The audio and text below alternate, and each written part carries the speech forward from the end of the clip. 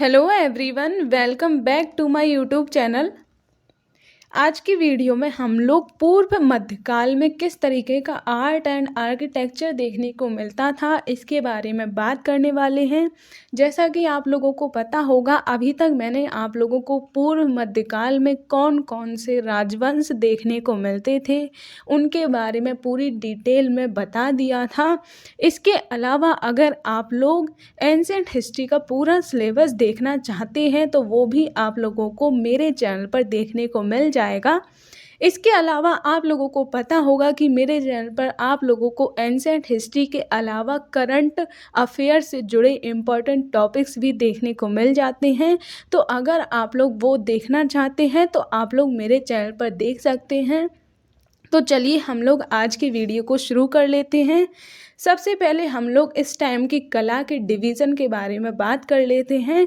तो इस टाइम पे हमें एक तो मंदिर स्थापत्य देखने को मिलता है, जिसमें हम लोग 3 तरीके के मंदिर स्थापत्य के बारे में बात करेंगे।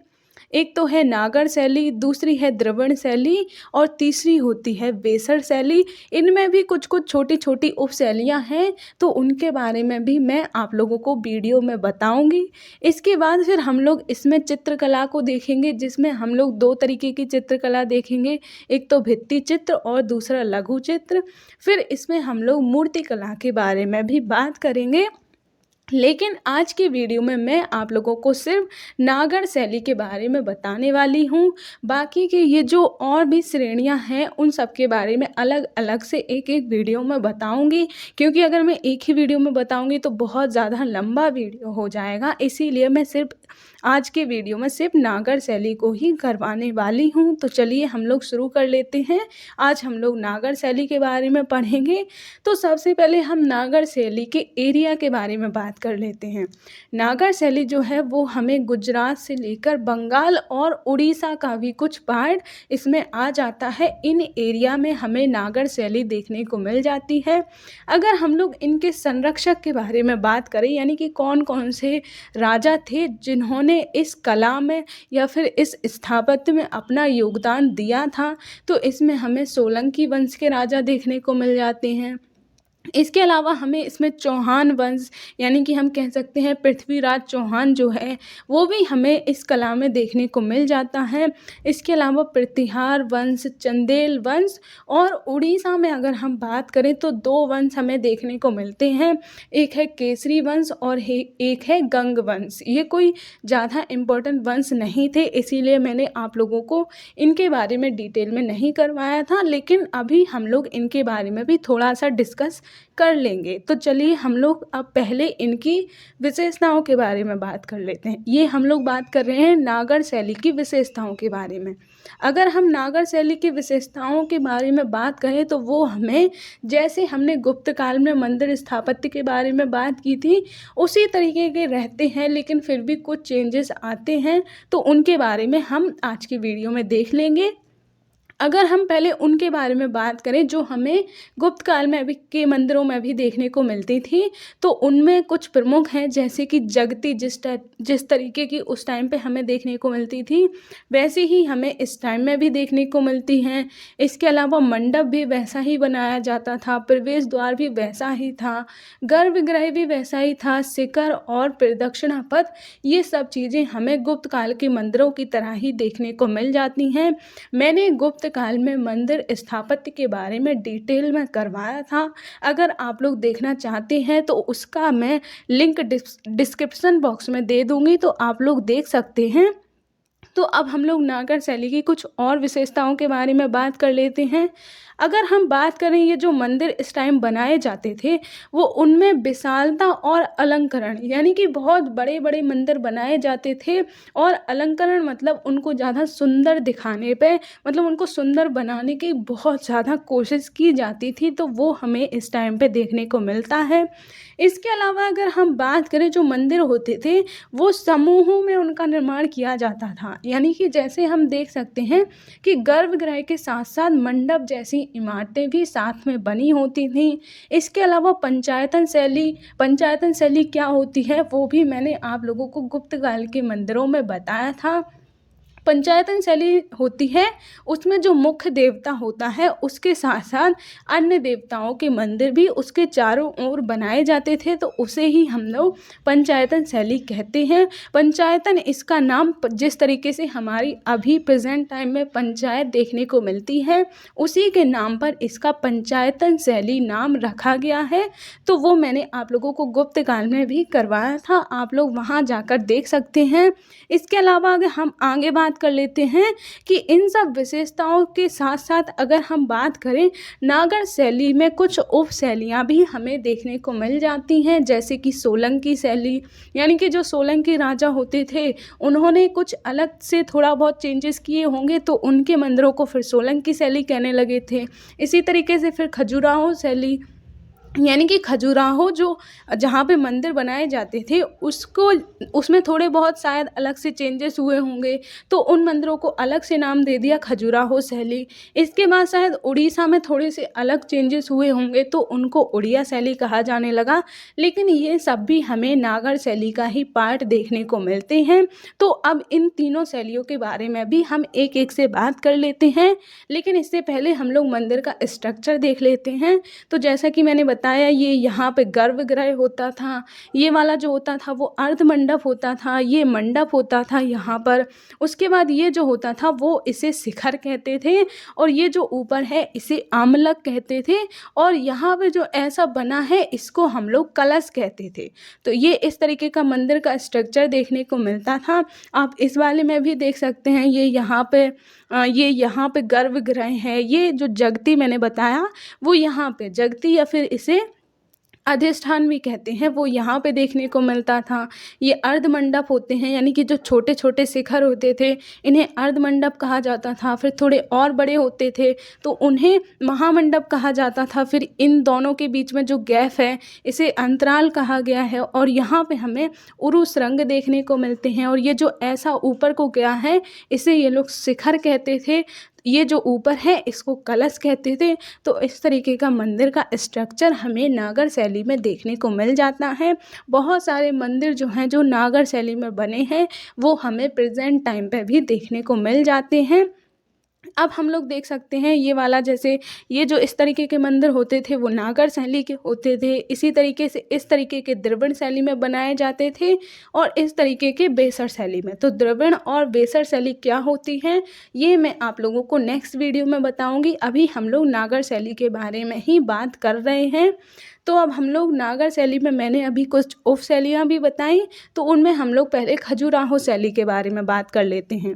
अगर हम खजुराहो शैली के संरक्षक के बारे में बात करें तो इनके जो संरक्षक होते थे वो चंदेल राजा होते थे। जैसा कि मैंने बताया था कि नागर शैली के बहुत सारे राजवंश हमें संरक्षक देखने को मिलते थे, तो उनमें से ही अलग अलग राजाओं ने अपने थोड़े बहुत चेंज किए होंगे तो उनके नाम पर ही उनके मंदिरों को एक अलग उपशैली बना दिया गया था, नागर शैली की ही एक उपशैली। तो अब हम लोग इनके खजुराहो शैली में कौन कौन से प्रमुख मंदिर बनाए गए हैं उनके बारे में बात कर लेते हैं। एक सबसे फेमस जो खजुराहो शैली का मंदिर है वो है कंदरिया महादेव का मंदिर। ये आप लोगों ने सुना होगा, ये बहुत ही फेमस खजुराहो का मंदिर देखने को मिलता है। इसके अलावा कुछ और मंदिर हैं जैसे कि विश्वनाथ मंदिर। इसके अलावा जो शाक्त संप्रदाय था उससे संबंधित 64 योगिनी का मंदिर भी हमें देखने को मिलता है। इसके अलावा कुछ मंदिर जो थे वो जैन संप्रदाय से थे, यानी कि जैन धर्म के जो तीर्थंकर थे उनके ऊपर कुछ मंदिर बनाए गए हैं, जैसे कि आदिनाथ और पार्श्वनाथ। पार्श्वनाथ जो हैं वो 23वें तीर्थंकर हमें देखने को मिलते हैं। उनके बाद ही 24वें तीर्थंकर जो महावीर थे वो हमें देखने को मिले थे। अब हम लोग इनकी कुछ जो अलग से विशेषताएं थी, यानी कि जो इन लोगों ने थोड़े बहुत चेंज किए थे उनके बारे में बात कर लेते हैं। तो खजुराहो शैली के जो मंदिर होते थे उनमें शिखर पर बड़ी संख्या में उरुस रंग का निर्माण किया जाता था। उरुस रंग क्या होते हैं वो मैंने आप लोगों को इस स्लाइड में दिखाया था। ये जो इस तरीके के बने हैं इन्हें ही उरुस रंग कहा जाता था। तो जो खजुराहो शैली के मंदिर हैं इनमें हम देखते हैं कि बहुत ही ज़्यादा उरुस रंग बनाए गए हैं। इसके अलावा अगर हम बात करें, ये जो मंदिर होते थे इनकी दीवारों पर काम जीवन से संबंधित जो चित्र होते थे या जो मूर्तियाँ होती थी वो भी बहुत ज़्यादा बनाई गई हैं। तो ये हम लोगों ने खजुराहो शैली के मंदिरों के बारे में बात की। अब हम लोग ये देख लेते हैं, ये हमें खजुराहो शैली का एक प्रमुख मंदिर देखने को मिल जाता है। अब हम लोग नेक्स्ट बात कर लेते हैं सोलंकी शैली के बारे में। सोलंकी जैसा कि नाम से ही पता चल रहा है, तो इनके जो संरक्षक थे वो सोलंकी राजा होते थे। इसके अलावा जो चौहान वंश के राजा थे वो भी हमें इनके संरक्षक देखने को मिल जाते हैं। अगर हम इनके एरिया के बारे में बात करें तो इनका एरिया हमें गुजरात और राजस्थान वाला जो पार्ट है वो देखने को मिल जाता है। अब हम लोग कुछ प्रमुख मंदिरों के बारे में बात कर लेते हैं जो सोलंकी शैली में बनाए गए हैं। इनमें पहला मंदिर आता है सोमनाथ मंदिर। ये वही सोमनाथ मंदिर है जिस पर महमूद गजनबी ने आक्रमण किया था और वो इसको लूट कर ले गया था। ये हमें गुजरात में देखने को मिल जाता है। गुजरात में भी सौराष्ट्र में हमें ये मंदिर देखने को मिल जाता है। इसके अलावा अगर हम बात करें मोढेरा, यानी कि ये जो मोढेरा है वो भी हमें गुजरात में ही देखने को मिलता है। तो मोढेरा का जो सूर्य मंदिर है वो भी सोलंकी शैली में बनाया गया है। इसके अलावा राजस्थान में जो हमें माउंट आबू देखने को मिलता है, वहाँ पर दिलवाड़ा जैन मंदिर जो है वो भी हमें सोलंकी शैली में ही देखने को मिलता है। जो सोलंकी वंश के एक प्रमुख राजा जिनका नाम विमल था उनके द्वारा बनाया गया था। तो ये हम लोगों ने इनके कुछ प्रमुख मंदिरों के बारे में बात कर ली। अब हम लोग इनकी कुछ विशेषताओं के बारे में बात कर लेते हैं। यानी कि हमने टोटल जो नागर शैली की विशेषताएं थी उनके बारे में तो बात कर ही ली थी, लेकिन जो ये अलग अलग उप शैलियाँ हैं उनमें क्या क्या चेंजेस हुए थे हम उनको देख लेते हैं। लेकिन अगर कहीं क्वेश्चन आए ना सिर्फ सोलंकी शैली पर, तो आप लोग जो मैंने नागर शैली में विशेषताएं बताई वो भी लिखेंगे, और इसके अलावा जो यहाँ पे मैं ये इनकी कुछ अलग से विशेषताएं बता रही हूँ वो भी लिखेंगे। तो हम लोग अब बात कर लेते हैं इनका जो मंदिर निर्माण में अगर हम बात करें, जो जगती होती थी वो गोल बनाई जाती थी। जैसा कि जगती मैंने इसमें दिखाया, जगती ये जो इधर बनाई गई है ये इसमें हम लोग देख रहे हैं कि ये चौकोर देखने को मिलती है, लेकिन ये जो ये वाली शैली थी यानी कि सोलंकी शैली, इसमें ये लोग जो जगती होती थी वो गोल बनाते थे। इसके अलावा हम देखते हैं कि ये जो होते थे उनमें बहुत ही ज़्यादा ये स्तंभों का निर्माण करते थे। इसके अलावा अगर हम बात करें इनका जो अलंकरण था उस पर ये विशेष बल देते थे। यानी कि अलंकरण मतलब सुंदर दिखाने का जो उनका जो तरीका था वो उस पर बहुत ज़्यादा फोकस करते थे। जैसे कि अभी हमने दिलवाड़ा के जैन मंदिर के बारे में बात की, उसमें इन लोगों ने संगमरमर का बहुत अधिक प्रयोग किया है। तो ये आप लोग देख सकते हैं, ये मोढेरा का जो सूर्य मंदिर मैंने बताया वो देखने को मिलता है। इसमें आप लोग देख सकते हैं बहुत सारे स्तंभ जो हैं वो बनाए जाते थे। तो ये हम लोगों ने सोलंकी शैली के बारे में बात कर ली। अब हम लोग नेक्स्ट बात कर लेते हैं उड़िया शैली के बारे में। उड़िया शैली जो है, जैसा कि नाम से ही पता चल रहा है, ये उड़ीसा वाला जो एरिया है वहाँ पर देखने को मिलेगी। और उड़ीसा में मैंने बताया था कि दो वंश होते थे, एक का नाम था केसरी वंश और दूसरे थे गंग वंश। तो वो ही इनके संरक्षक देखने को मिलते हैं। अगर हम इनके कुछ प्रमुख मंदिरों के बारे में बात करें तो हमें एक तो भुवनेश्वर, यानी कि भुवनेश्वर जिसे हम लोग मंदिरों का शहर कहते हैं, वहाँ पर जितने भी मंदिर बनाए गए हैं वो सब हमें उड़िया शैली में ही देखने को मिलते हैं। जैसे कि हम एग्जाम्पल ले सकते हैं लिंगराज मंदिर। इसके अलावा फिर पुरी जो है वो भी हमें उड़ीसा में ही देखने को मिलता है, वहाँ पर जगन्नाथ मंदिर। इसके अलावा कोणार्क, वहाँ का हमें सूर्य मंदिर जो बहुत ही ज़्यादा फेमस सूर्य मंदिर देखने को मिलता है, वो हमें उड़िया शैली में ही बनाया हुआ दिखाई देता है। अब हम लोग इनकी भी कुछ विशेषताओं के बारे में बात कर लेते हैं। इनमें भी आप वही याद रखिएगा कि अगर सिर्फ उड़िया शैली की विशेषताएं लिखने को आए तो आप लोगों को नागर शैली में मैंने जो विशेषताएं बताई वो भी लिखना है। इसके अलावा जो इनकी मैं एक्स्ट्रा विशेषताएं बता रही हूँ वो भी लिखना है। तो अब हम लोग बात कर लेते हैं इनके जो मंदिर होते थे उनमें भवनों के लिए कुछ उनके स्थानीय नाम बहुत ज़्यादा प्रचलित थे, यानी कि जो नाम तो वही थे, डिज़ाइन भी वही थे, पर ये लोग जो हैं वो अपनी लोकल लैंग्वेज में उन्हें कुछ अलग नाम दे देते थे। जैसे कि जो गर्भगृह होता था उसे ये लोग देउल कहते थे। इसके अलावा जो सभा मंडल होता था उसे ये लोग जगमोहन कहते थे।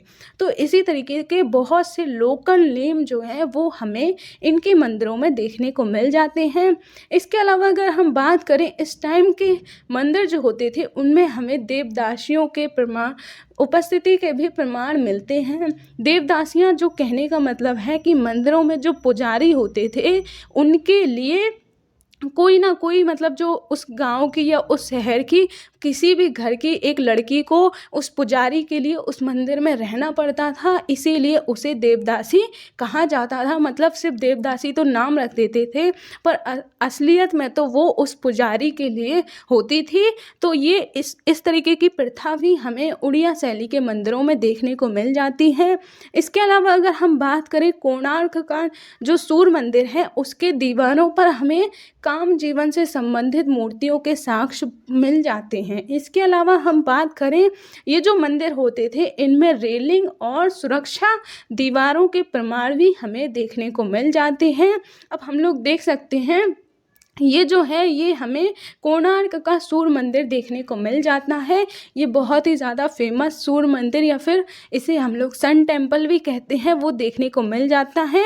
ये जो इसका जो मेन सन टेम्पल है वो हमें कोणार्क में देखने को मिलता है, लेकिन इसके जैसा ही एक दूसरा जो बहुत ही छोटे स्तर पर बनाया गया है, यानी कि ये तो बहुत बड़ा है लेकिन इसका एक छोटे स्तर पर हमें मध्य प्रदेश के ग्वालियर में भी देखने को मिल जाता है। वो भी इसी तरीके का इसी डिज़ाइन पे बनाया गया है, लेकिन ये बहुत बड़े स्तर पर बनाया गया है, वो एक हमें छोटे स्तर पर देखने को मिल जाता है। इसके अलावा हम बात कर लेते हैं ये है लिंगराज मंदिर जो मैंने अभी भुवनेश्वर में दिखाया। तो ये भुवनेश्वर का लिंगराज मंदिर हमें देखने को मिल जाता है। इसके अलावा मैंने अभी बताया कि कोणार्क का जो सूर्य मंदिर है उस पर हमें काम जीवन से संबंधित बहुत सारी मूर्तियां देखने को मिल जाती हैं। तो कुछ इस तरीके की मूर्तियां बनाई जाती थीं, जैसा कि मैंने खजुराहो शैली में भी बताया। तो खजुराहो शैली में भी इस तरीके की काम जीवन से संबंधित मूर्तियां हमें देखने को मिल जाती थीं। तो आई होप आप लोगों को नागर शैली के बारे में अब कोई भी कन्फ्यूजन नहीं होगा। नागर शैली में मैंने आप लोगों को 3 उप शैलियों के बारे में भी बताया, खजुराहो शैली, उड़िया शैली और सोलंकी शैली। तो ये आज के वीडियो में हम लोगों ने नागर शैली के बारे में पूरी डिटेल में बात कर ली है। अब नेक्स्ट वीडियो में मैं आप लोगों को द्रविड़ शैली के बारे में बताऊंगी, उसके बाद फिर हम लोग बेसर शैली के बारे में बात करेंगे। तो आज की वीडियो को हम बस इतना ही रखते हैं। अगर आपको मेरा वीडियो पसंद आया हो तो प्लीज़ मेरे चैनल को सब्सक्राइब कीजिएगा और मेरे वीडियो को लाइक कीजिएगा, जिससे कि इसी तरीके के एंशिएंट हिस्ट्री से जुड़े इम्पोर्टेंट वीडियो आप लोगों को मिलते रहें। तो मिलेंगे अब हम नेक्स्ट वीडियो में, तब तक के लिए जय हिंद।